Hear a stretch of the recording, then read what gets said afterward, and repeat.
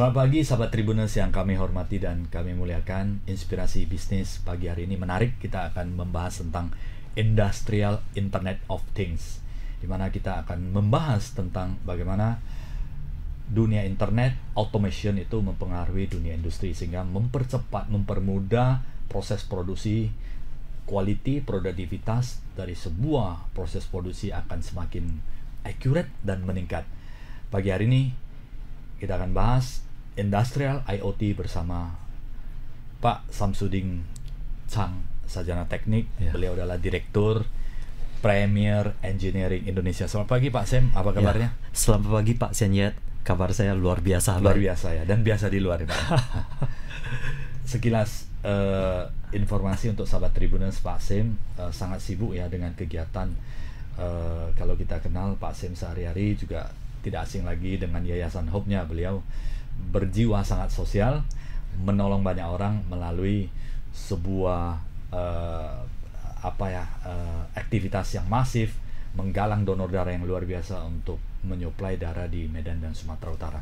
Nah, tentunya banyak yang tidak mengenal detail di sisi bisnis dari Pak Samsudin. Pak Samsudin adalah direktur dari Premier Engineering Indonesia, sebuah perusahaan yang bergerak di bidang supplier alat-alat teknik dan tentunya ada automationnya di dalam. Jadi hari ini kita akan membahas tentang bagaimana Industrial Internet of Things. Nah Pak Samsudin, kalau kita cerita tentang Industrial IoT, ini bisa dikatakan adalah penggabungan antara mekanik yang sudah ada pada proses produksi manufacturing dimanapun kita berada. Kita tahu bahwa industri manufaktur ini membantu banyak meningkatkan produktivitas makanan, food and beverage, industri kimia dan sebagainya. Nah, belakang ini kita masuk ke industri 4.0 dan bahkan sekarang udah 5.0 di mana banyak intervensi atau support dari AI, Artificial Intelligence, Augmented Reality, dan kemudian Virtual Reality sekarang menggabungkan teknologi tersebut sehingga mempermudah dan meningkatkan akurasi.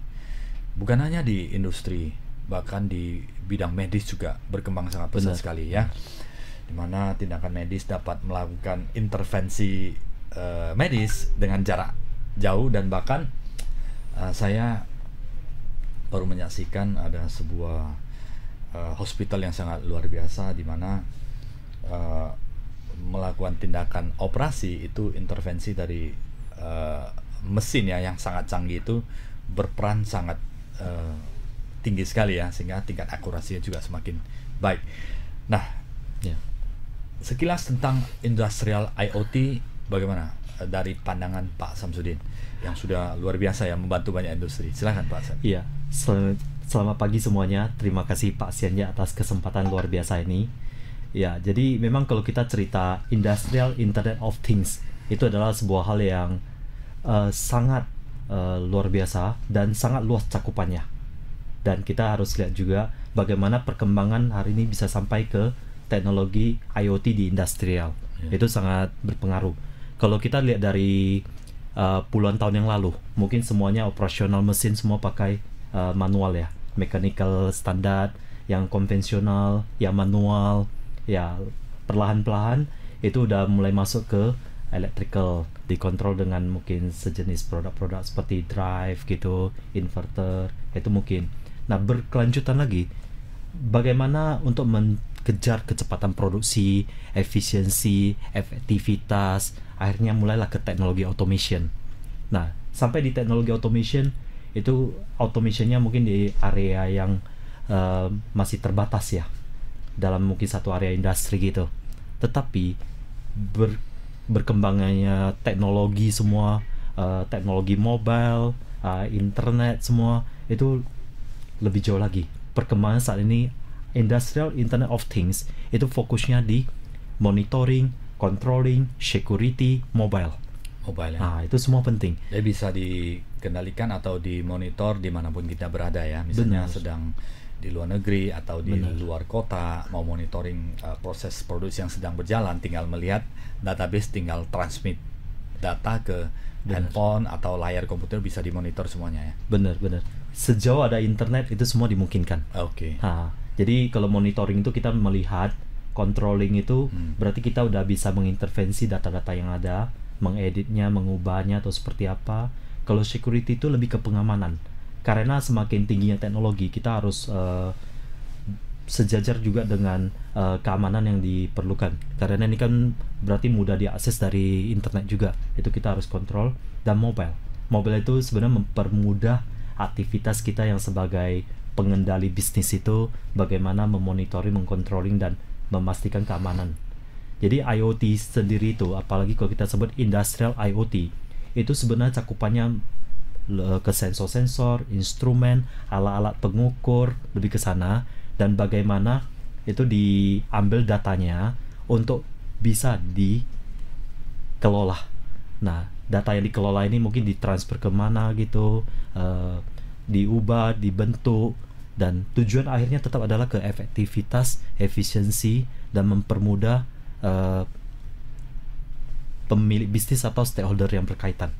Ya, menarik Pak Samsudin. Nah, ini berarti ada, kalau dikatakan adalah bagaimana mengawasi, memonitor, menganalisa data-data yang diambil dari proses produksi. Benar. Melalui sensor-sensor dan kemudian electronic system, sehingga dapat disajikan menjadi sebuah laporan yang tujuannya untuk monitoring dan evaluasi ya. Benar. Nah, Pak Samsudin, kalau kita cerita tentang IoT,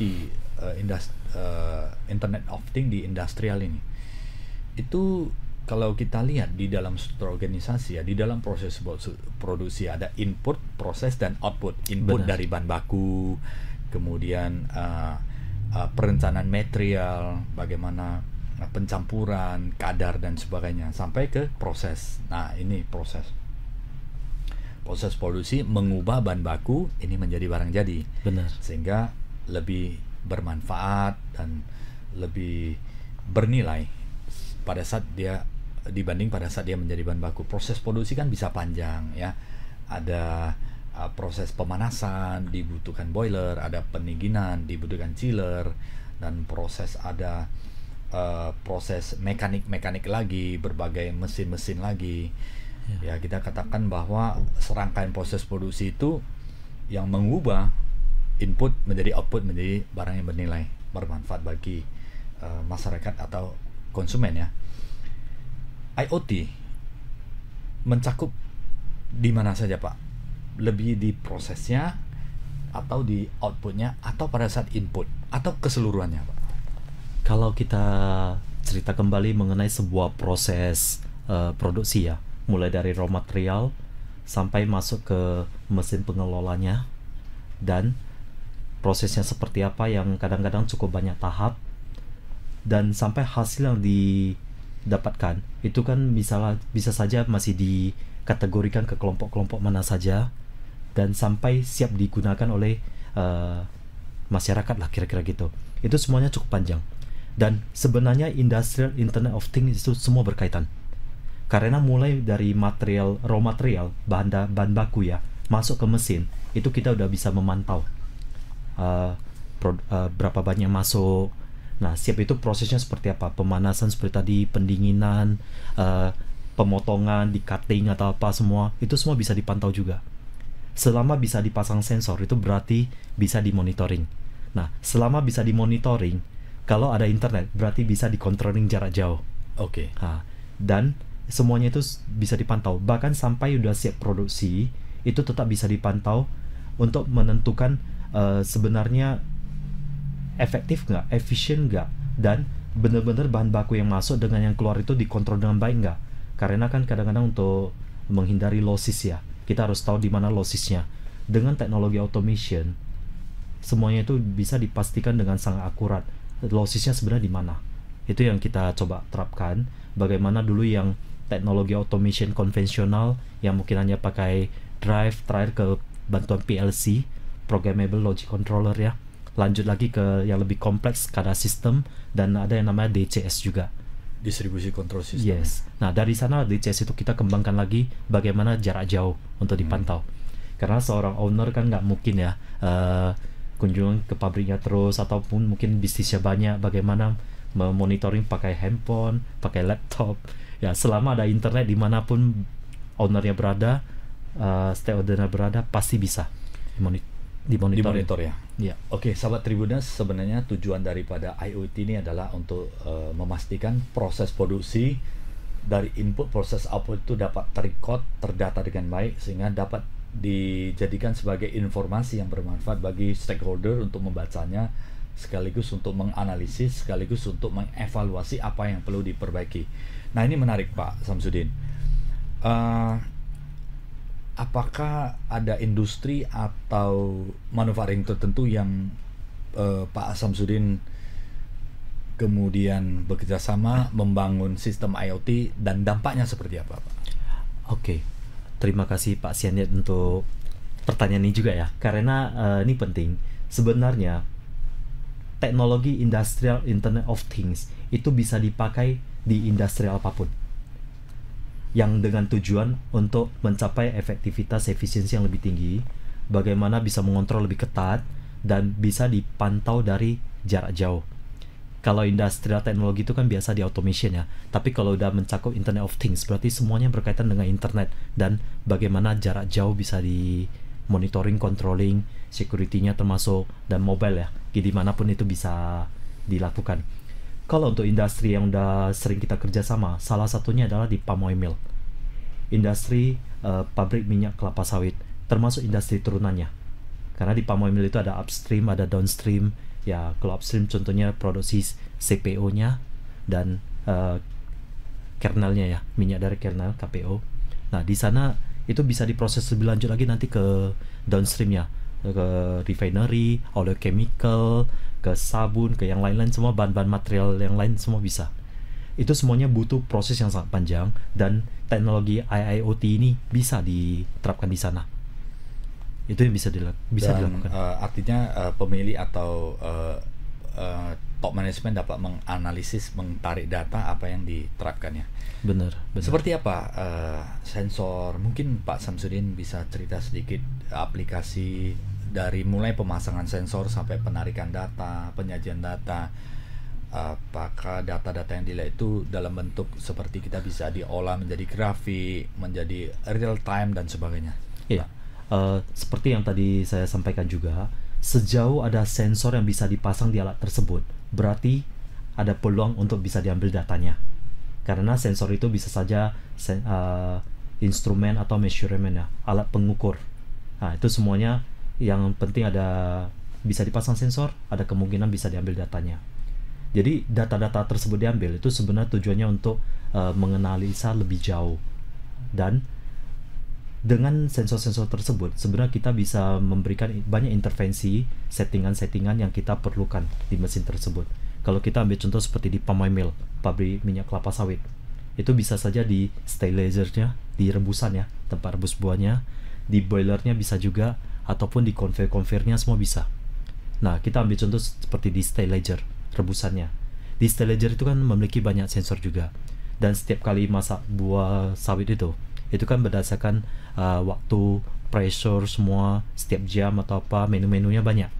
Nah, dengan sensor-sensor tersebut itu bisa membaca, dan dengan kemampuan teknologi automation yang perusahaan kita miliki, itu bisa men-set semua menu-menu yang dibutuhkan. Dengan setiap data yang masuk dibuat sebuah kalkulasi formula-formula. Jadi ada input dari sensor, ada sistem formula yang kita rancang, yang kita hitung, kita buat dalam bentuk program. Siap itu outputnya apa, menghasilkan apa, memberikan instruksi, men-stop proses, membuka pintu atau apa, itu semua bisa dilakukan. Jadi dalam teknologi itu sebenarnya pasti ada inputnya, ada prosesnya programnya kita rancang seperti apa, sistemnya, logikanya, siap itu outputnya seperti apa, itu pasti ada.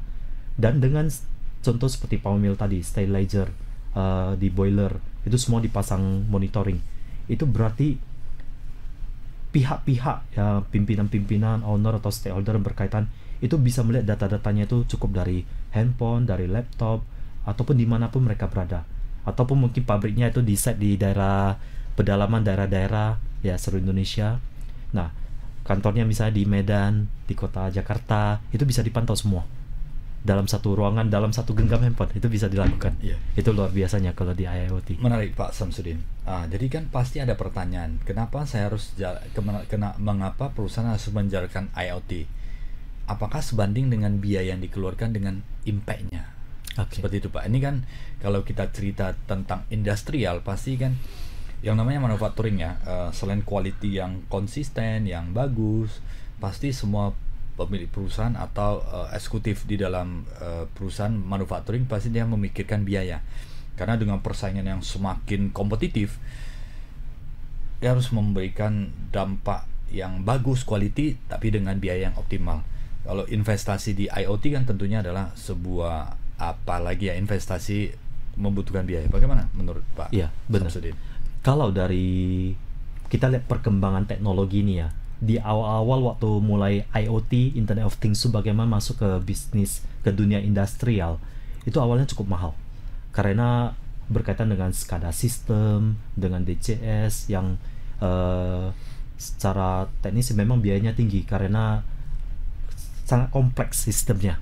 Tetapi berkembangnya waktu makin lama harganya makin kompetitif, makin terjangkau. Karena persaingan kan tinggi ya. Artinya semuanya berlomba-lomba untuk membuat yang terbaik dengan biayanya lebih terjangkau. Dan saat ini saya kira udah cukup terjangkau untuk biayanya. Bagi yang sudah pernah mencobanya, menggunakannya, menjalankan sistem seperti itu, mereka akan merasa itu jauh lebih baik daripada konvensional ya pemantauannya. Karena bagaimanapun kita berlomba-lomba dengan waktu, jarak, waktu, posisi kita di mana, itu semua berkaitan. Artinya setelah dipertimbang lebih jauh, saya kira untuk investasi di bidang IoT ini sangat terjangkau untuk saat ini. Hasilnya akan jauh lebih maksimal. Oke, terima kasih Pak Sim. Tadi diceritakan bahwa banyak kan yang di apa yang pernah pengalaman di palm oil ya Pak ya. Itu di palm oil. Selain palm oil, kira-kira industri apa yang membutuhkan? Ya, sebenarnya banyak industri yang bisa menggunakan, dan dari pengalaman kita ada juga di limbah, contoh. Di limbah. Bagaimana data-data dari limbah itu kita ambil dan itu bisa diterapkan, bisa kita kelola melalui SCADA system atau web based. Nah, itu bisa juga. Bahkan mungkin dalam ada sebuah mesin ya. Contohnya mesinnya tiba-tiba pembacaan sensornya mendeteksi bahwa mesin tersebut bermasalah. Dari handphone kita itu sebenarnya bisa membuat notifikasi. Nah, jadi kita bisa tahu untuk melakukan preventive maintenance. Ya, selama bisa arah ke SCADA system, ke web base-nya, itu sangat mungkin ke mobile application. Ya. Jadi dengan mobile application kita masih bisa mendapatkan notifikasi.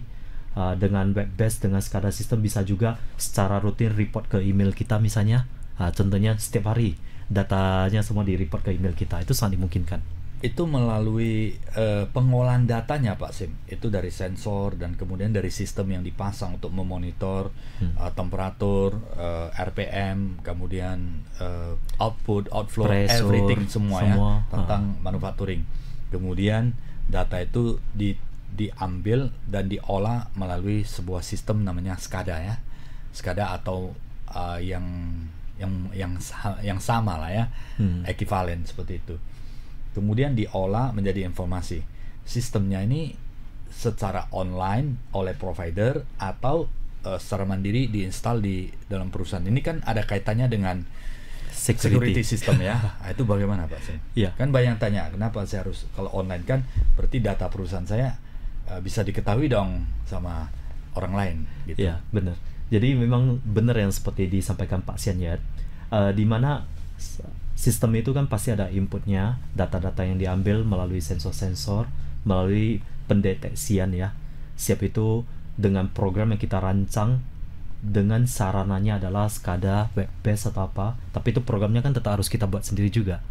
Nah, dengan tim engineering yang kita miliki puluhan orang, bagaimana kita bisa merancang sistem tersebut, dan request dari pemilik perusahaan untuk bagaimana data yang diambil mau dikelola seperti apa semuanya.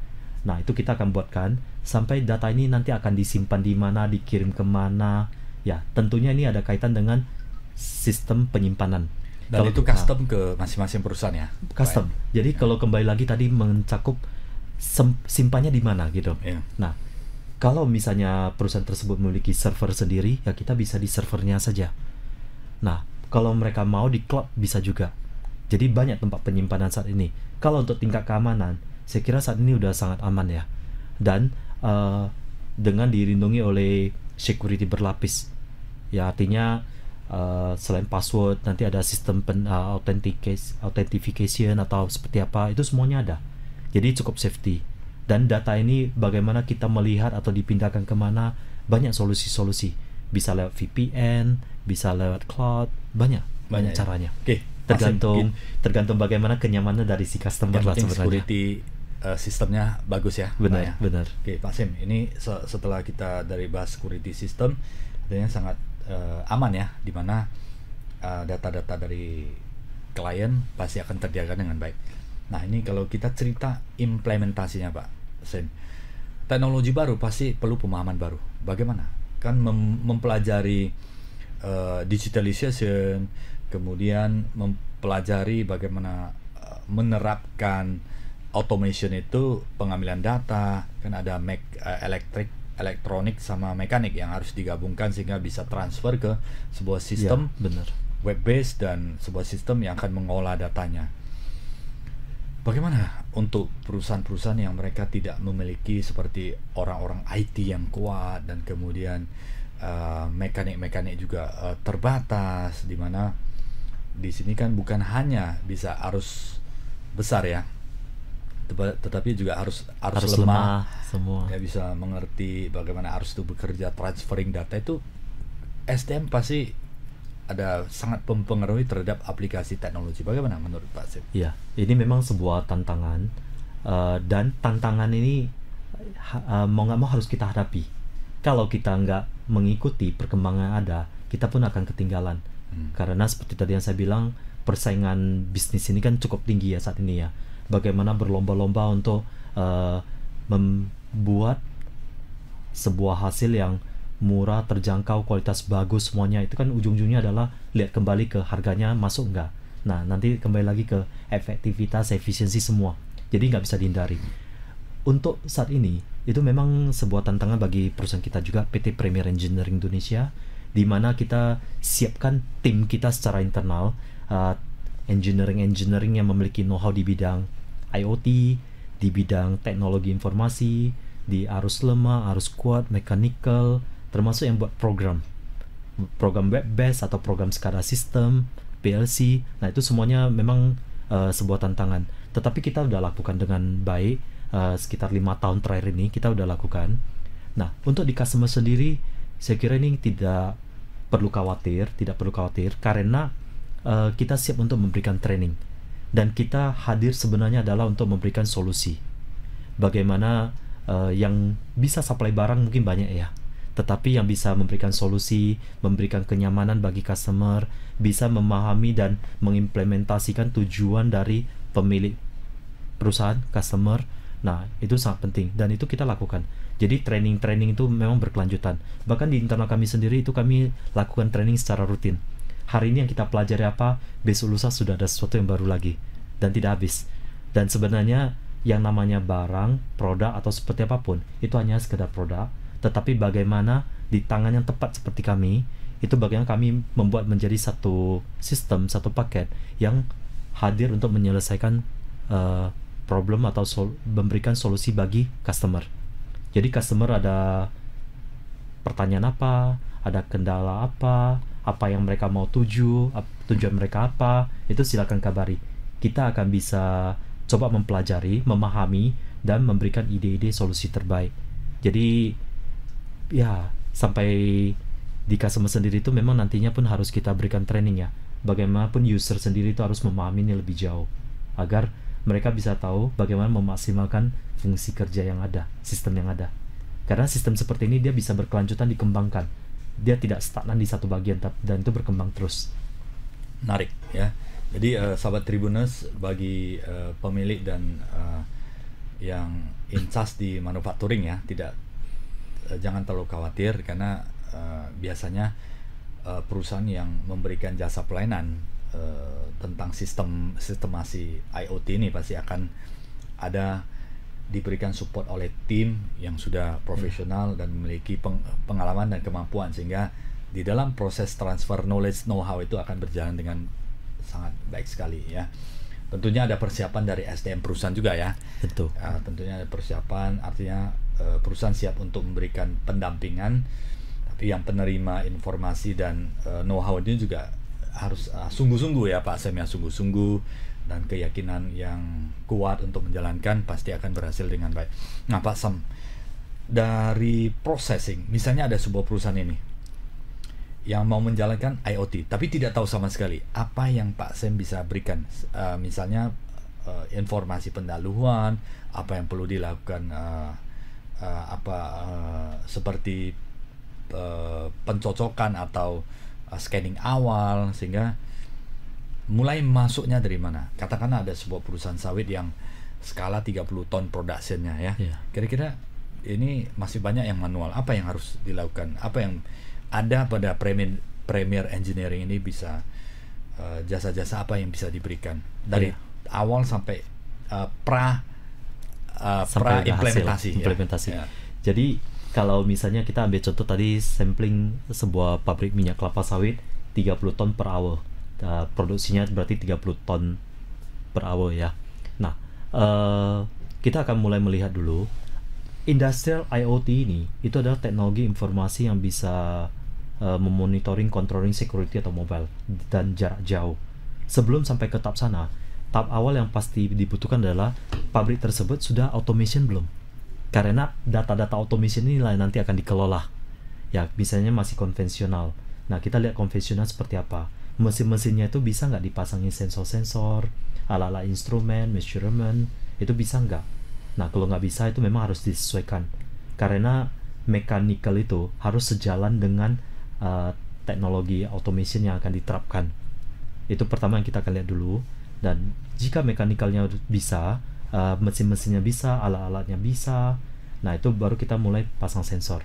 Nah, pada saat pasang sensor, data-data apa saja mau diambil? Karena jenis sensor itu banyak, ratusan jenis. Ada model instrumen untuk pendeteksian pressure, temperatur, level ketinggian, nah banyak, kevakuman, itu semuanya ada. Nah, dari data-data ini tergantung customer maunya apa.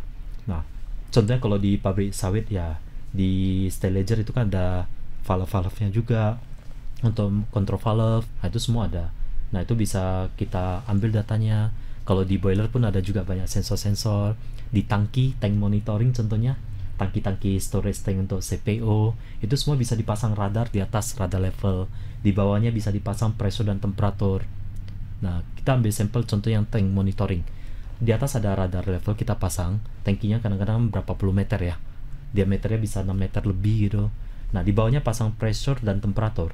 Dengan 3 sensor ini, si customer bisa mempelajari, contohnya temperatur tertentu, isi volumenya berapa, material apa yang masuk, seperti apa, itu semua bisa juga. Jadi inilah fungsi-fungsi dari sensor-sensor itu. Nah, setelah itu kita kelola, kita buat programnya, kita sesuaikan permintaan customer apa, logika-logika di program kita sesuaikan. Nah, siap itu data udah diambil. Data yang diambil ini, customer maunya apa gitu. Outputnya, kita cerita ke output. Ya, mungkin untuk mengendalikan mesin tersebut, untuk mengontrol tersebut, untuk ditampilkan di display monitoring, ataupun masuk ke SAP sistem yang ada di customer. Ada beberapa customer kita yang menggunakan SAP, itu bagaimana automation di stylager, di boiler, itu kita konekkan ke sistem SAP yang mereka rancang. Karena kalau udah cerita SAP program, itu berarti udah menyangkut ke proses mereka lebih jauh, ke finance juga, bisa menghitung sampai detail rupiahnya. Dan itu bisa terintegrasi semuanya? Bisa. Karena ada program-program web-based di mana data-data SQL bisa ditarik, itu semua bisa ditarik. Dan beberapa customer udah pakai, udah seperti itu. Nah, inilah output yang diberikan. Pada saat semua sistem ini udah mendukung, baru kita mulai masuk ke IoT. Di site-nya, di pabriknya ada nggak internet, kecepatan internetnya kuat nggak? Karena bagaimanapun untuk real time itu internetnya harus kuat. Saya ambil contoh seperti tadi tank monitoring. Bagaimana kita memantau posisinya, Contohnya seperti stylizer atau boiler. Bagaimana kita melihat produksinya. Misalnya owner dari kantornya yang jarak ratusan kilometer, ribuan kilometer, melihat bagaimana sistem di lapangan jalan nggak. Itu kan semua ada jeda waktu. Semakin bagus kualitas internet, itu berarti data yang diambil semakin real. Semakin cepat. Semakin cepat. Semakin live lah ya. Semakin live. Itu penting. Dan untuk controlling sendiri, ini pro kontra. Boleh nggak controlling jarak jauh? Karena dari beberapa kali kita lakukan tes ya, uji coba, monitoring controlling itu yang sebenarnya yang dilihat adalah data. Jika kecepatan internetnya kuat, itu bisa untuk lebih real. Tetapi kalau kita pelajari kembali, saya ambil contoh CCTV. Mungkin satu data adalah monitoring data, satu lagi CCTV untuk video lihat. CCTV saja itu pun bisa ada jeda waktu, mungkin 1 detik, 2 detik, baru sampai di kantor pusatnya atau di berapa ratus kilometer atau ribuan kilometer. Itu pasti ada jeda waktu. Maka controlling itu sebenarnya menunya ada, tetapi kadang-kadang kita tetap ingatin customer itu boleh dipakai atau tidak. Karena kita nggak bisa melihat kenyataan di lapangan lagi terjadi apa.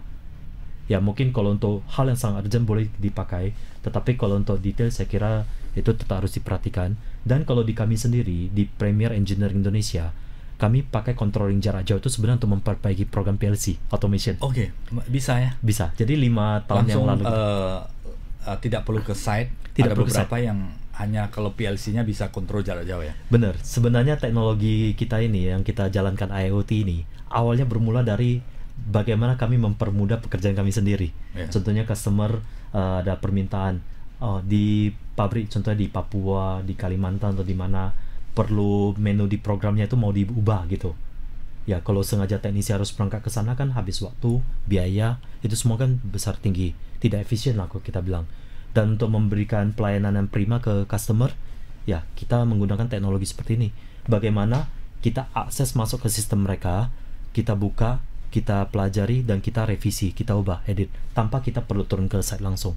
Jadi itu sebenarnya tujuan awal-awalnya bermula kenapa di Premier memiliki kemampuan seperti itu.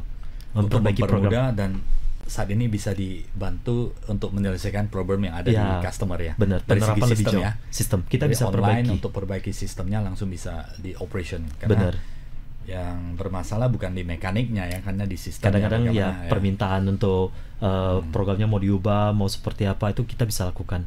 Dan selama ini password semua kita berikan ke customer ya. Karena banyak yang mengunci passwordnya, kalau kita berikan karena agar customer merasa nyaman itu lebih nyaman lah, lebih safe ya, karena semua data di tangan mereka. Itu penting juga.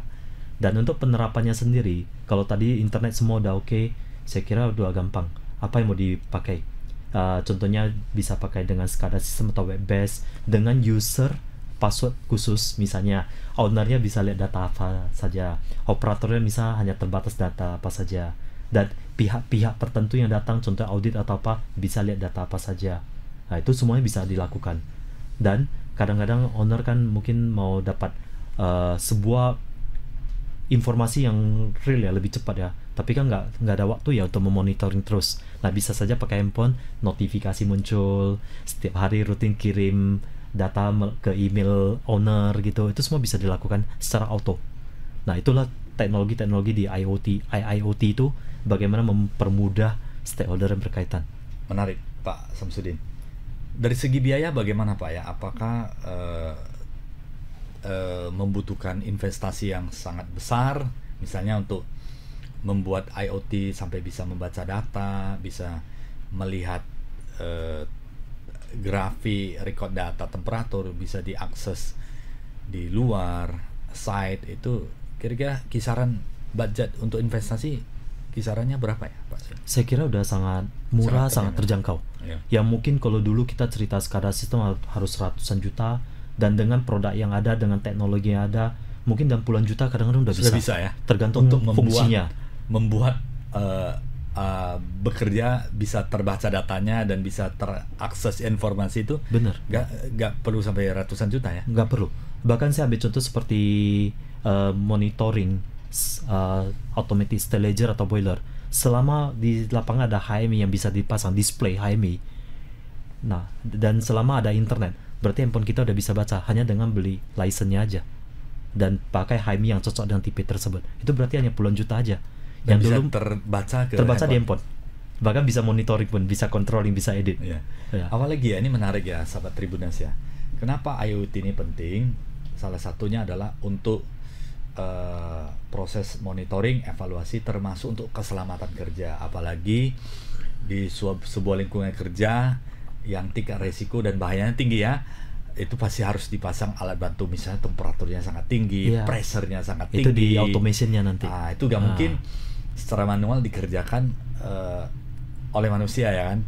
Boleh di dalam pelaksanaan, tetapi kalau intensitasnya tinggi, maka resikonya juga akan tinggi.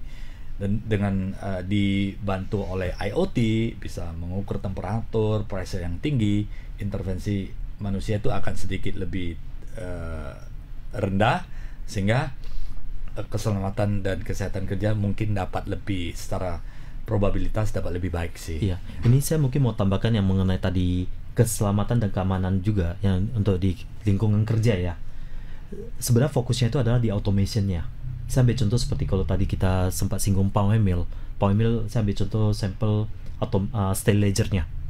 Kenapa style ledger rebusan di Palm Mill itu yang model vertikal, horizontal atau sistem yang apapun itu tetap butuh automation untuk memantau. Pertama adalah untuk proses masak buahnya, lama waktunya, pressure-nya, semua itu perlu. Kalau tidak dipantau dengan baik, itu nggak bisa hasilkan kualitas rebusnya yang maksimal. Yang kedua adalah, saya ambil contoh, kenapa automation itu penting juga, safety-nya. Selama rebusan itu di dalamnya masih ada pressure, ada tekanan, itu pintu nggak boleh manual buka. Jadi kalau ada automation control, pintu itu akan benar-benar terkunci, tidak bisa manual terbuka, kecuali dibypasskan untuk terbuka. Karena kalau selama ada pressure di dalam, manual dibuka, pintu itu bisa terlepas dan terbang. Dan sangat tekanannya sangat tinggi sekali ya. Sangat luar biasa. Jadi perlu bahaya. dari segi safety itu dengan IoT ini sangat bagus sekali ya, bisa menjaga secara otomatis, dimana kalau mesin tingkat kelupaannya pasti hampir tidak ada, kecuali ada masalah mekanis. Ya, di automationnya dipantau semuanya, dikontrol, dijaga ketat. Kalau dari IoT-nya sendiri adalah lebih ke jarak jauhnya. Jarak jauhnya yang berkaitan dengan internet. Supaya tidak langsung kontak ke daerah-daerah atau bisa saja untuk situasi yang berbahaya. Ya, untuk aplikasinya bisa saja. Tujuannya untuk yang bisa mempermudah, membuat lebih safety, dan banyak hal yang bisa dilakukan sih dengan sistem teknologi, kombinasi antara automation dengan teknologi internet ini. Menarik sekali Pak Samsudin. Nah, sahabat Tribunas, ini memang kalau kita cerita, dunia internet ini sudah masuk di berbagai kehidupan manusia ya, termasuk di manufacturing, yang dimana manufacturing sebelumnya sangat kita temui bahwa fungsi mekanik itu sangat banyak sekali, dan sekarang fungsi mekanik sudah dibantu oleh fungsi digital.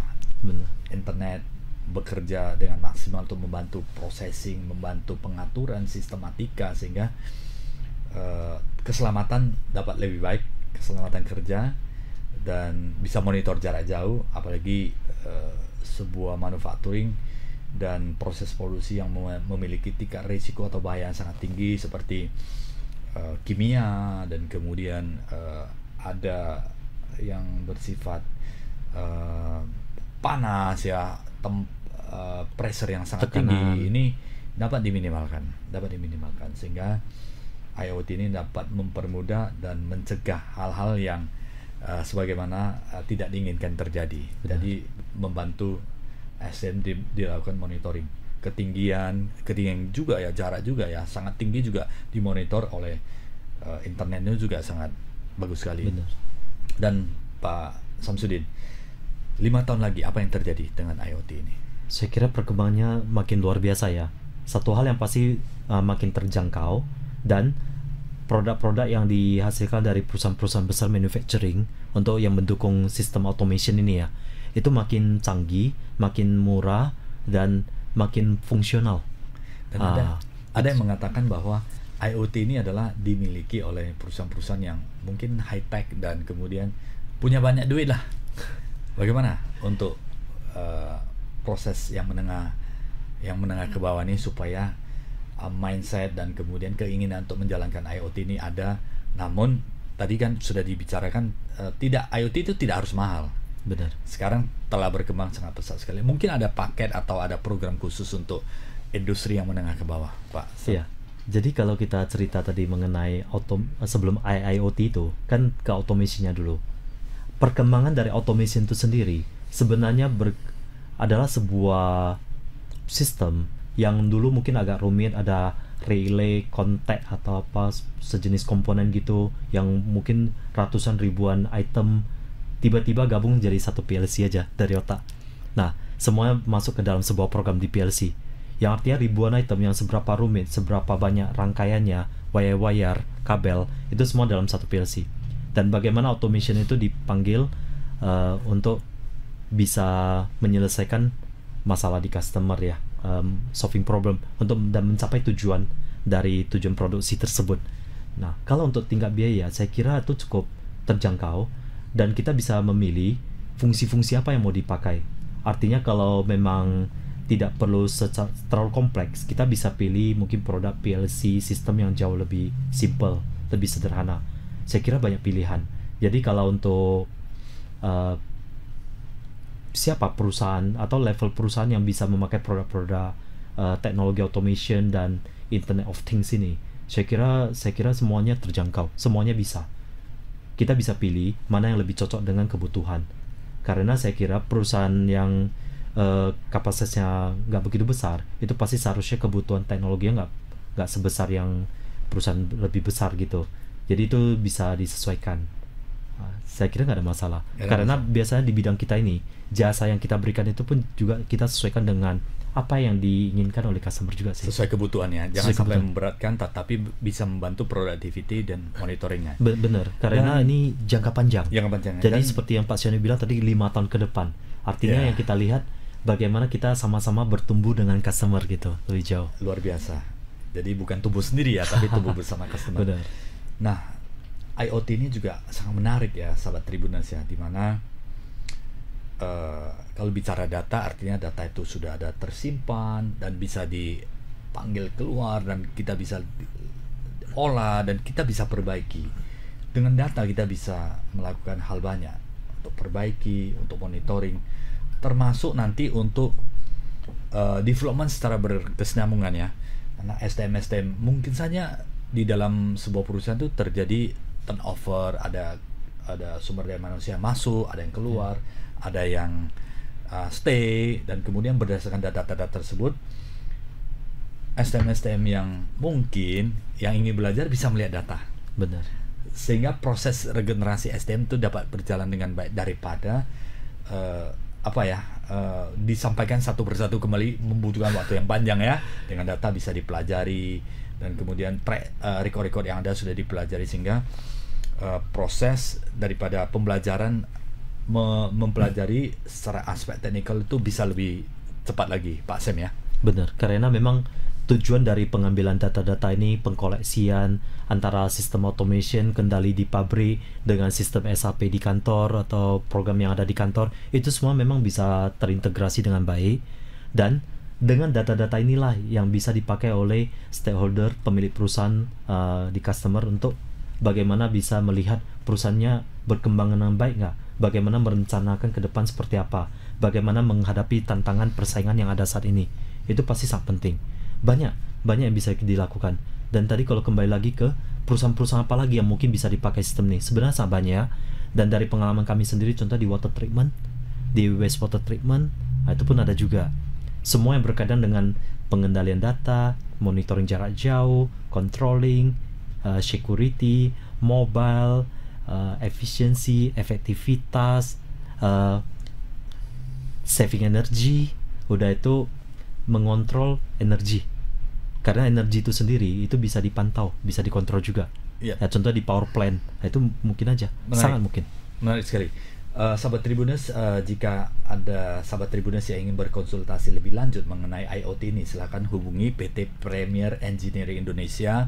Kantornya di Kim 3 ya, di Jalan Pulau Bunaken, nomor A3 ya. Silakan, sangat welcoming Bapak Ibu untuk bertanya atau bertukar pikiran atau mungkin ingin mendengar lebih jauh lagi, lebih detail lagi mengenai IoT, silakan hubungi PT Premier Engineering Indonesia. Silakan cari Pak Samsudin di Pulau Bunaken nomor A3 ya. Benar. Itu bisa di website kita juga. Mungkin bisa search di internet PT Premier Engineering Indonesia. Di sana nanti udah ada websitenya, Instagram semua, sosial media sudah ada. Siap Bapak Ibu semuanya. Ya, seperti yang saya sampaikan tadi, kita bukan mau bertumbuh sendiri aja, tapi bagaimana bertumbuh bersama dengan Bapak Ibu semuanya.